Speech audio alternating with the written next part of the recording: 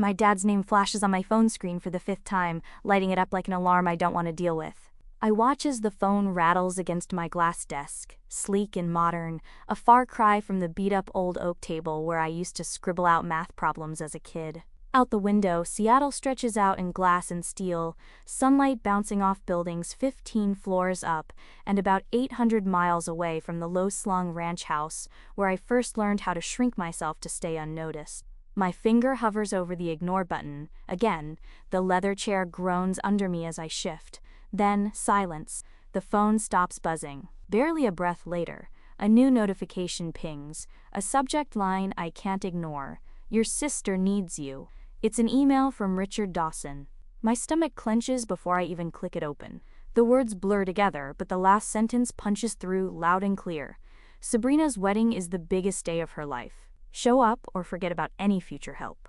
A second later, a voicemail alert appeared. I hit play and put it on speaker. Claire, it's your father. His voice echoes through my apartment, sharp and commanding as ever.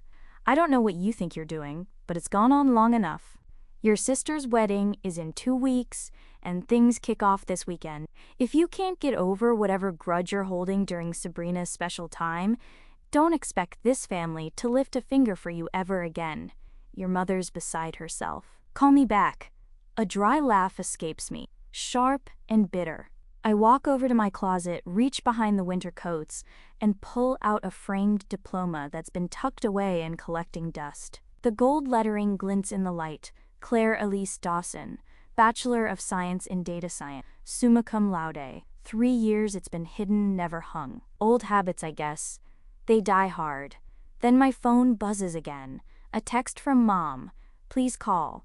Your father is getting impatient. I glance at the desk calendar. Sabrina's wedding marathon is circled in aggressive red. 2 solid weeks packed with ceremonies, themed parties, and photo shoots to celebrate the family's golden girl. I open my banking app. $138,947.32. That's how much is sitting in savings. Plenty to cut the cord. They just don't know I don't need them anymore. And then the memories rush in. 3rd grade.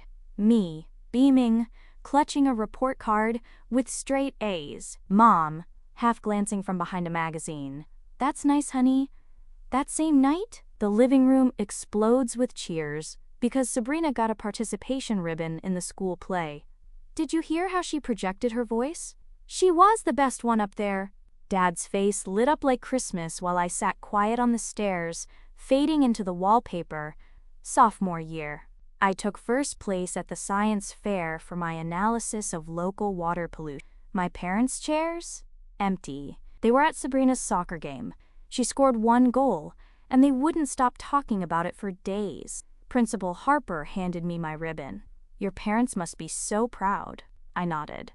But inside, that hollow feeling had already made itself at home. Senior year.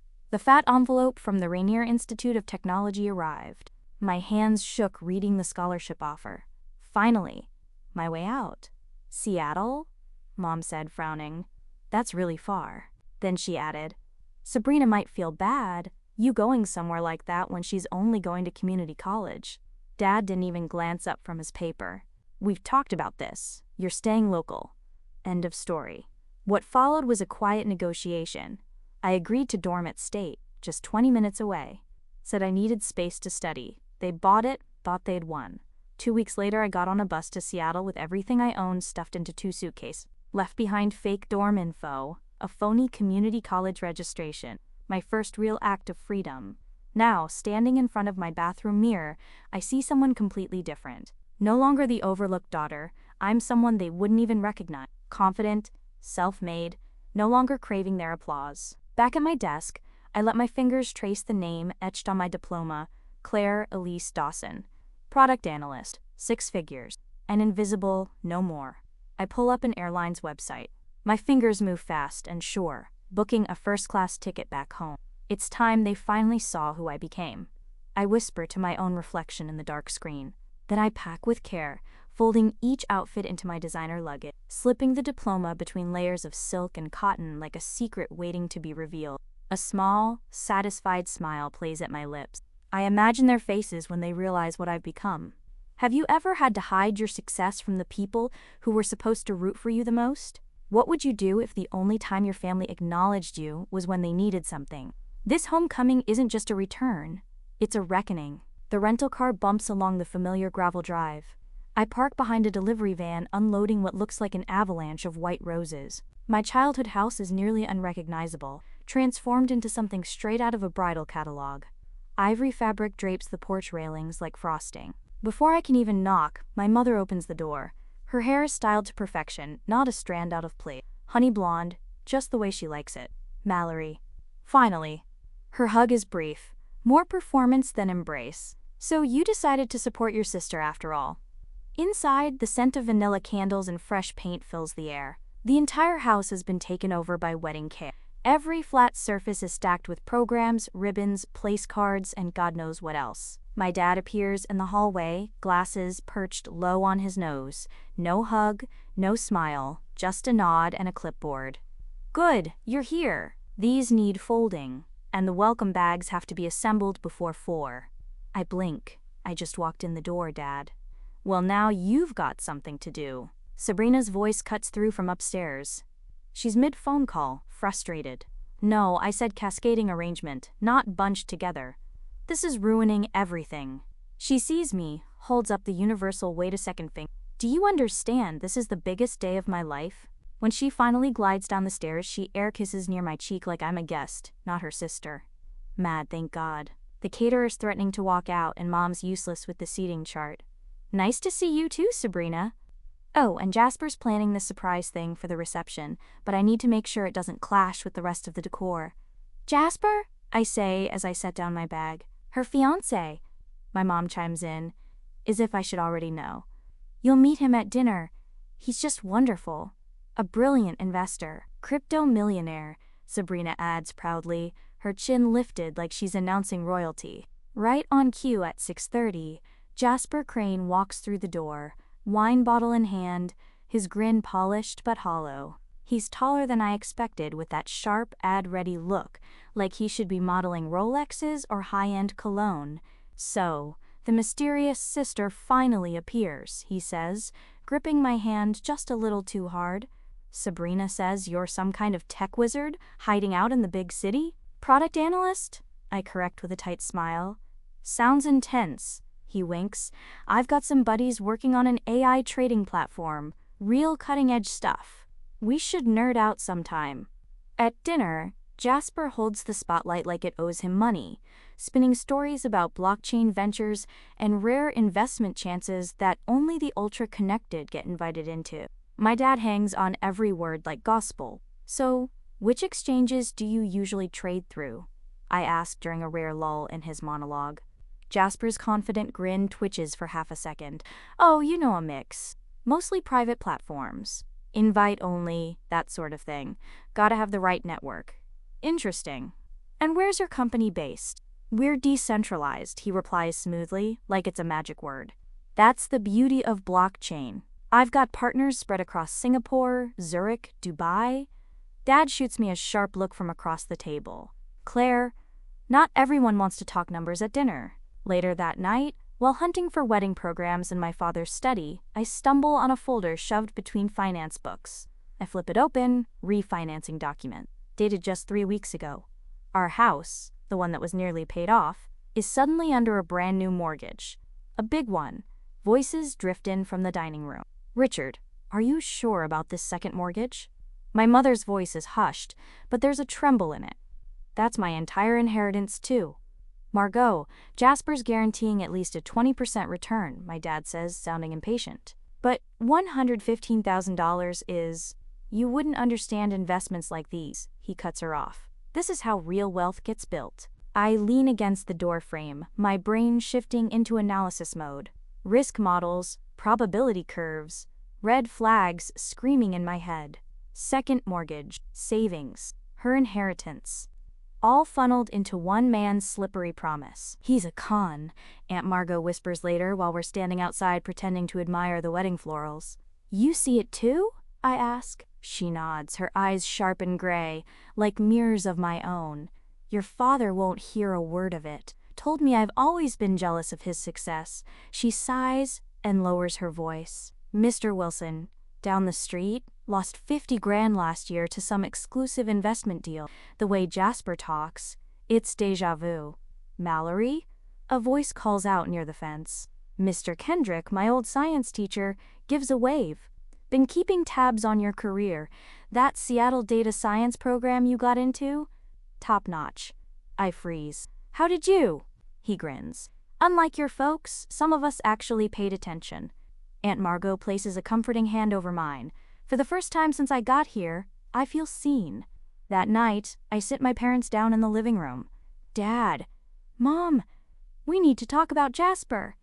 My dad doesn't even glance up from his newspaper. What about him?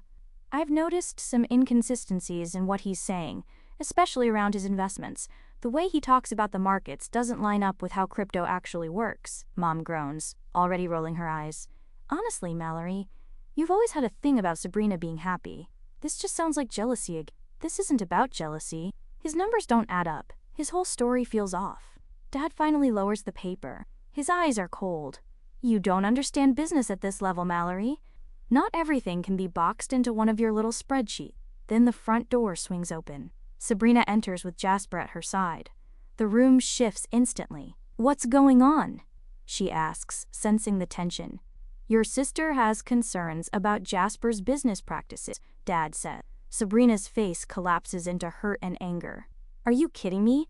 You show up after vanishing for 3 years and now you want to destroy the only good thing in my life? Jasper wraps a protective arm around her. It's okay, babe. Some people just don't get innovation. I look around at them, all of them, staring at me like I'm the problem.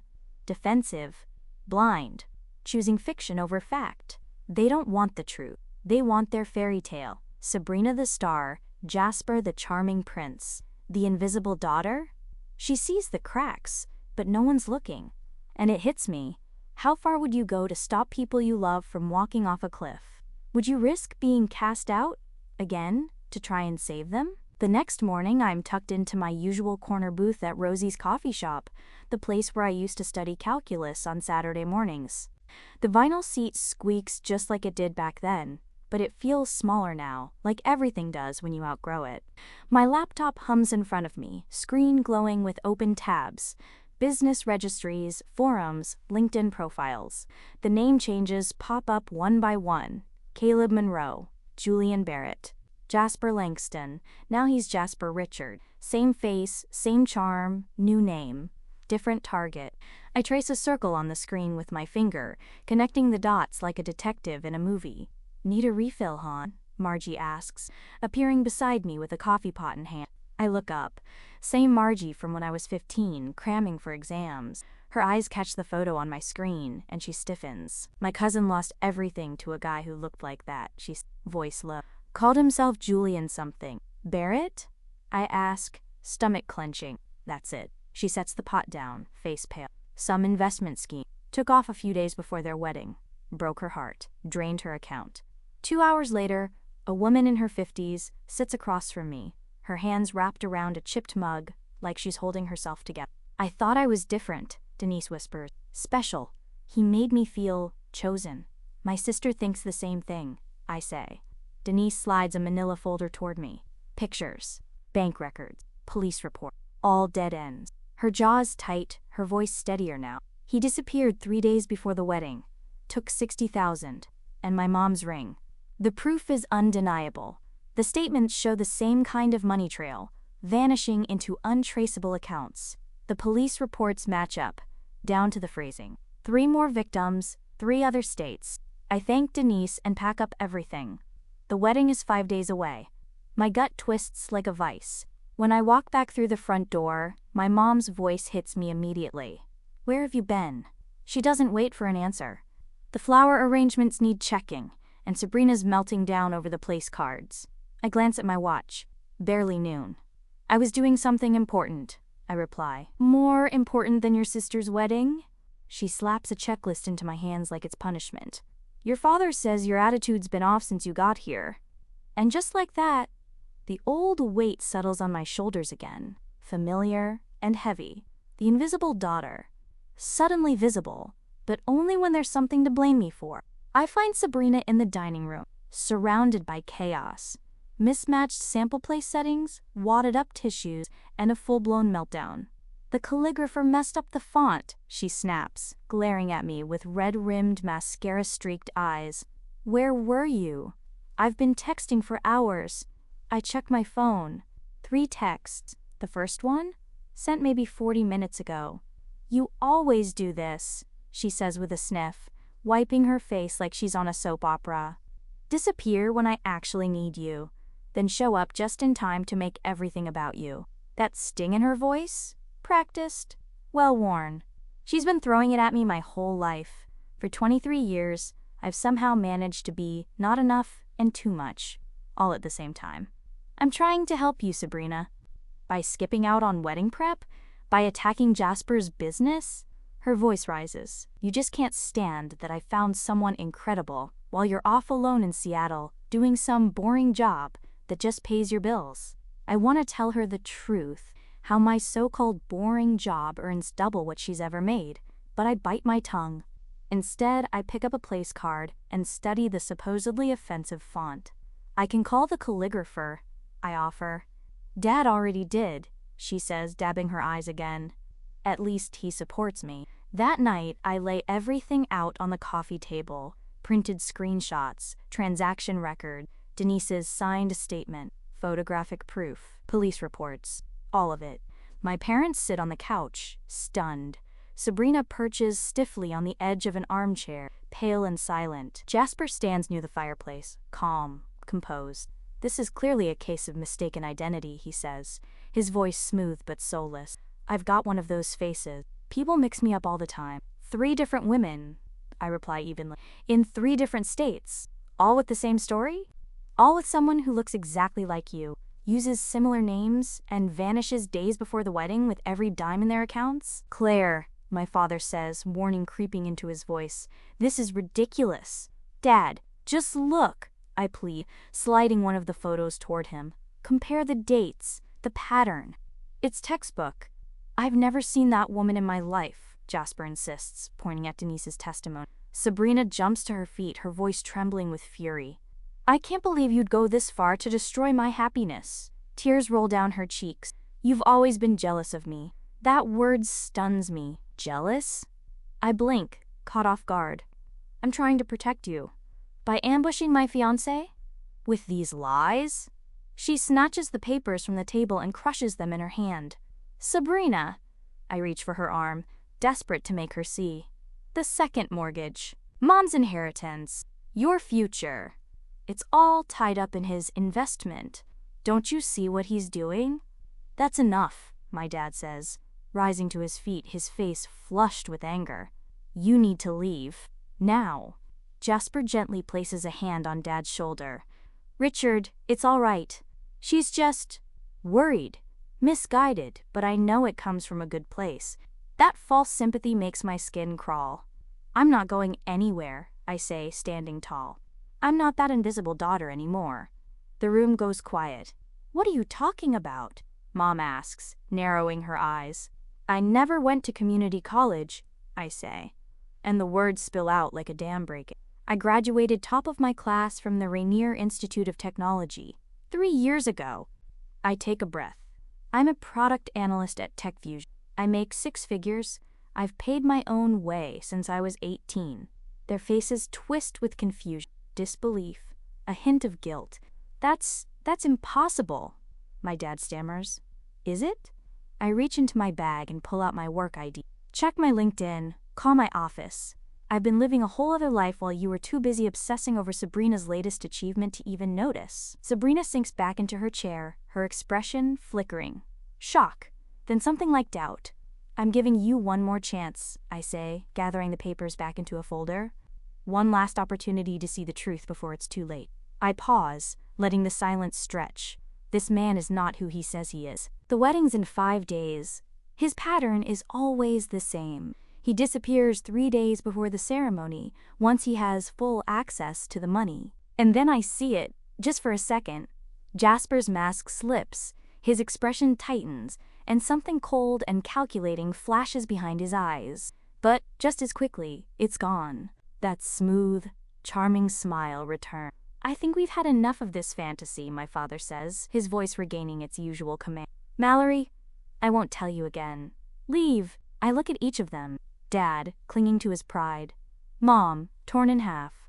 Sabrina, furious and confused. Jasper, rehearsed and dangerous. When he's gone, I say quietly, slipping my bag over my shoulder. When the money disappears, and all that's left is regret, remember that someone tried to stop it. The front door feels heavier now than it did when I was 17, sneaking out to study at the library. But this time, I'm not hiding who I am. This time, I'm leaving with the truth they didn't want to hear. Have you ever stood alone, holding the truth, while everyone you loved clung to comfortable lies? What would you do? Walk away? Or fight harder for a family that never really saw you? My next move could change everything. My phone won't stop buzzing. I set it face down on the kitchen counter and pour another cup of coffee, steam curling into the soft morning light of my Seattle apartment. 2 days until Sabrina's wedding. And now the messages have shifted, from angry demands to desperate pleas. I finally flip it over. 17 missed calls, 23 texts, 5 voicemails. The first one plays on speaker. Mallory, he's gone. My father's voice breaks in a way I've never heard before. Jasper disappeared last night. Call us back. The second. The accounts are empty. All of them. Even your mother's retirement fund. His usual authority is replaced by something hollow. The third makes me stop in my tracks. The police said there's nothing they can do without a signed contract. My mother's voice trembles. They're calling it a civil matter. Then a softer one. Please, Clary, we need you to come home. She hasn't called me Clary since I was 10. Sabrina's text glows on my screen. You were right. I didn't listen. Please help us. I sit at my window, tracing my finger around the rim of my mug. From 15 stories up, Puget Sound stretches out, blue and endless. So far from the family that only remembers I exist when everything's falling apart. I call my mentor, Estelle. She picks up on the second ring. You sound heavy, she says gently. No need for hellos. They finally believe, I tell her. Now that he's gone, and took everything.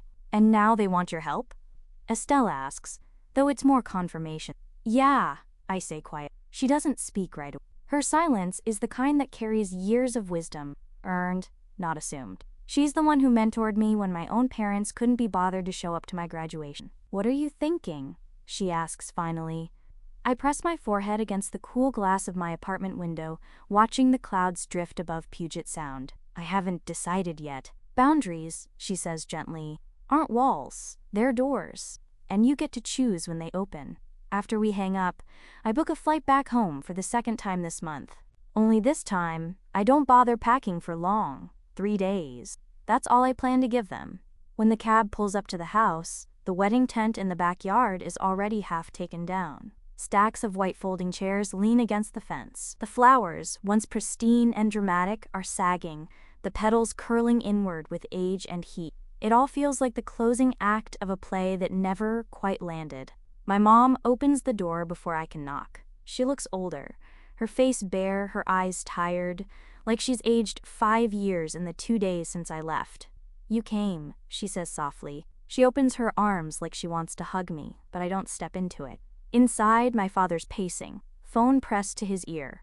He ends the call as I enter and immediately clocks the details. My designer bag, my watch. He swallows. We thought perhaps, maybe you'd be able to help with.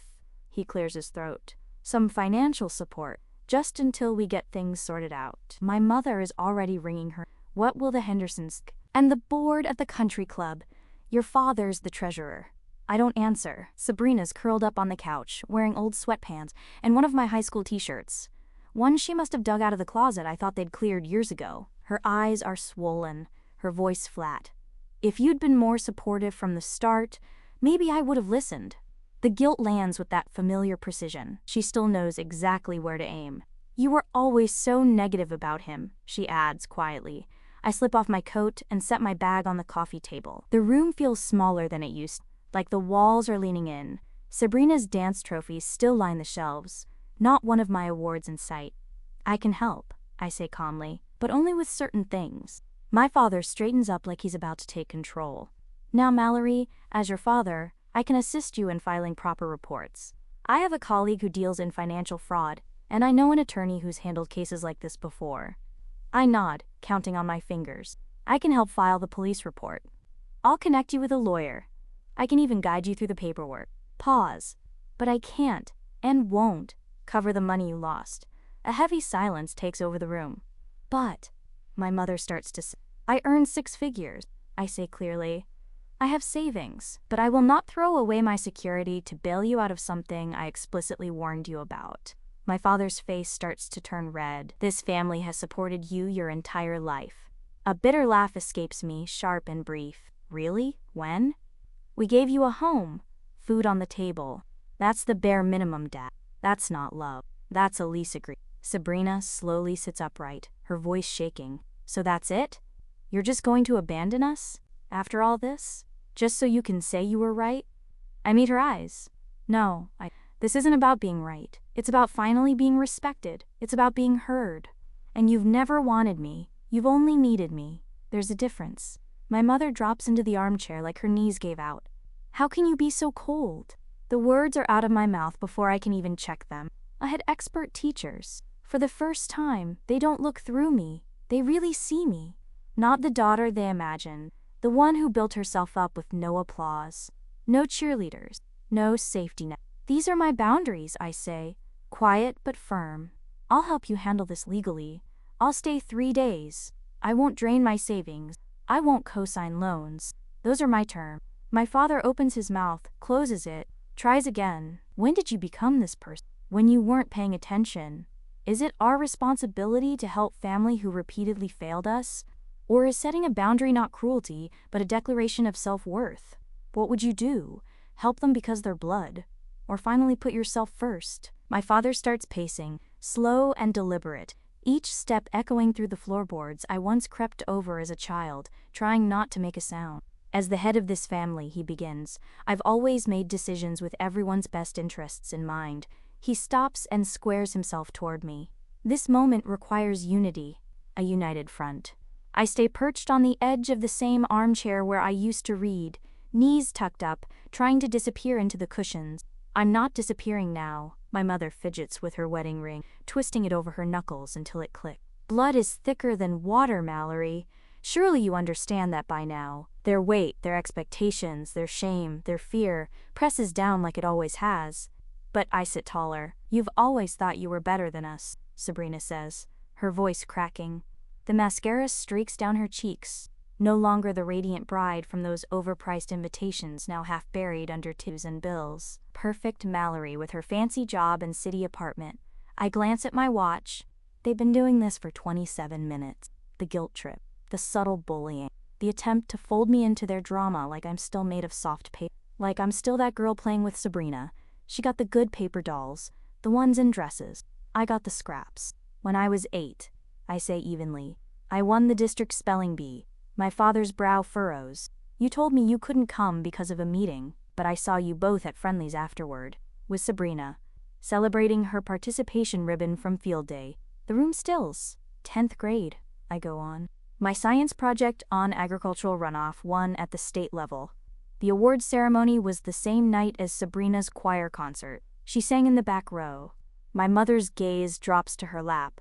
My high school graduation, you left right after the ceremony, because Sabrina had prom and needed help with her hair. The grandfather clock ticks in the corner.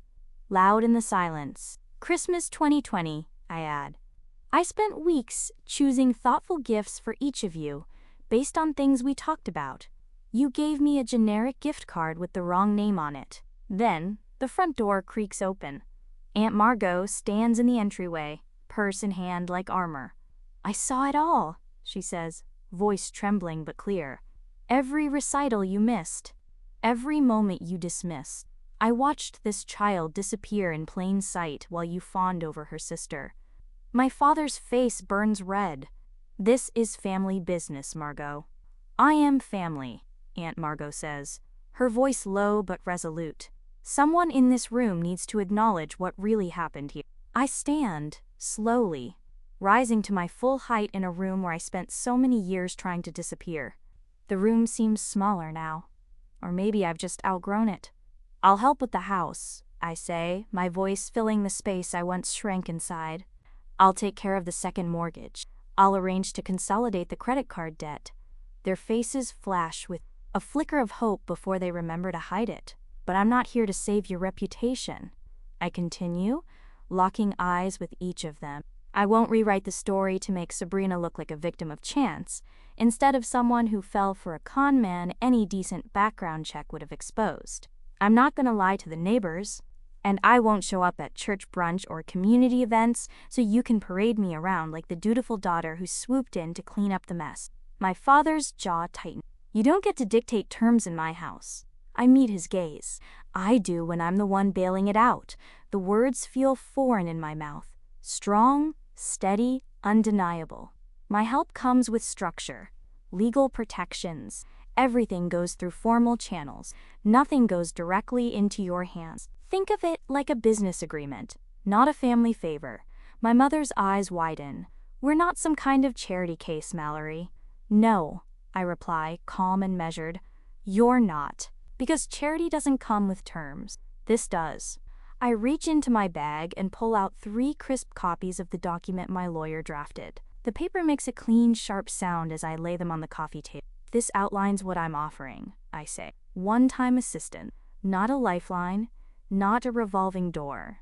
I'll pay the mortgage balance directly to the bank. The credit cards will be handled through a financial advisor I've already checked. This is absurd, my father mutters, but his eyes never leave the paperwork. He's reading it. Second page, I say, tapping it. That's the acknowledgement clause. It states plainly that for years you consistently favored one child over the other, that your choices contributed to an environment of emotional neglect. My mother lets out a breath like she's been slapped. We would never sign something like that. Then I walk, I reply, and you can explain to the bank why next month's payment won't go through. Silence falls like a curtain. The only sound is Sabrina's shaky breathing. My father reaches for his reading glasses. His hands aren't as steady as they used to be. You've become hard, he murmurs. No, I say, still standing. I've become honest. There's a difference. The world didn't break me. You didn't either. But I won't keep pretending. He scans the document, pen hovering over the signature line. We are best, he says quietly. Your best was never equal, I reply. Not with bitterness, just truth. 10 minutes later, all 3 signatures are on the page. I take out my phone and text my advisor. Proceed with Plan A. Full arrangement. Then I call. Miss Carter, we're moving forward. The documentation is signed. You'll have the paperwork within the hour. I look back at my family. Rachel Carter is the financial advisor handling everything. She specializes in family debt restructuring. She'll contact you tomorrow to begin. All communication will go through her, not me. My father's mouth opens, ready to protest. This isn't up for discussion, I say flatly. The mortgage gets paid. The creditors will be taken care of. But the money never touches your accounts. I gather my things. No dramatic pause, no hugs, no soft music playing in the background. I hope you all find peace with the choices I say, adjusting my coat. I already have. Aunt Margot follows me onto the porch, her heels clicking softly against the old wood. Will you be all right? She asks. The afternoon sun warms my skin. I glance down the street, the same one where I used to wait for the bus, dreaming of somewhere else. I already am, I say. I walk to my rental car, back straight, not rushing. The rearview mirror shows the house getting smaller behind me. I don't look back. Some bridges weren't built to last. Some shouldn't be rebuilt at all. Sunlight filters through the wide bay windows of my home office, casting golden light across a maple desk where everything has its place. The Seattle apartment is long gone, traded in for a solid craftsman bungalow with roots in history. A year has passed since I walked out of that house, and nothing about me is hidden anymore. My diploma hangs on the wall, front and center. Claire Lise Dawson, Bachelor of Science in Data Science, summa cum laude, not behind coats. Not boxed up in storage. Mine. Visible. My laptop chimes. An incoming video call. Zara's face fills the screen. She's the 3rd student in the mentorship program I started. All first-generation college women. She's practically glowing. I had my scholarship interview, she says, tucking her dark hair behind her ear. I used that prep method you taught me. When they asked why I deserved it, I didn't apologize. I didn't downplay anything. I told them exactly what I'd done. She grins wide. They called an hour ago. I got it. You earned it, I say gently. That's different. After the call ends, I head outside. Spring has started working its magic. Green shoots poking through the soil in my garden.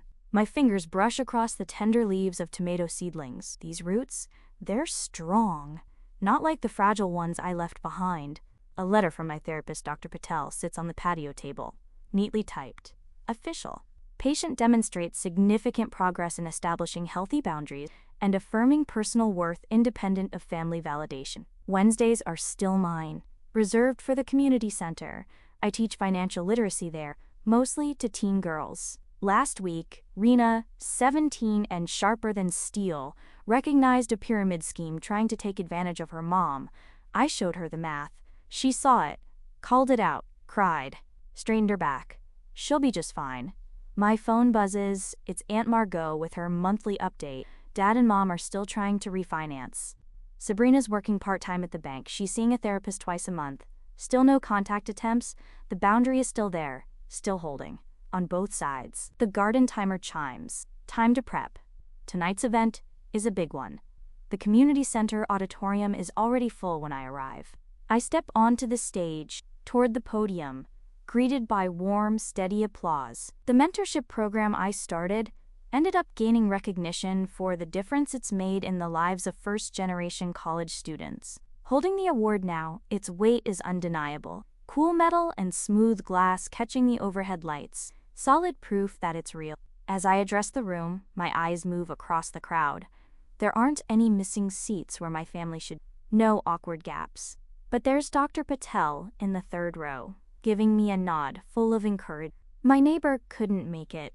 Grayson, the one who always shows up with heirloom tomato seedlings and a kind word.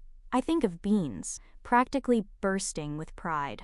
My coworkers are here too, the ones who appreciate how my mind works and never ask me to explain it away. And my friends, the kind who don't just ask how I'm doing, but actually stick around to hear the answer. I tell the audience that when I first launched this program, I believed I was giving something I never got myself. What I didn't expect was learning that real worth doesn't come from applause or awards. It grows quietly, steadily, when we learn to see our own reflection clearly and accept it fully. Later that night, I'm back home, laptop open as I wrap up the final touches on the Dawson Visibility Scholarship. It's meant for high-achieving students who've somehow stayed under the radar. The essay prompt reads, talk about a time when your efforts went unnoticed, and explain how you held onto your sense of self-worth. Just then, a notification pops up. An email from Sasha, my very first mentee. You saw me when no one else did, she writes. That changed everything. Outside, the light is starting to dim, softening the edges of everything. I head into the garden and water each plant carefully, like a ritual. The tomatoes stand tall beside peppers, zucchini, and a handful of herbs, every one of them chosen with intention, planted and nurtured by hands that now know exactly what they're capable of. The breeze rustles through the leaves like it's saying something just for me. I reach down to touch a rosebush I cut back hard last fall. It's coming back now, fresh growth pushing through, tougher and more vibrant than before. Some things come back stronger after being cut down, I murmur, a smile pulling at the corner of my mouth as I take in the garden, the life I've created, flourishing, grounded. And finally, seen.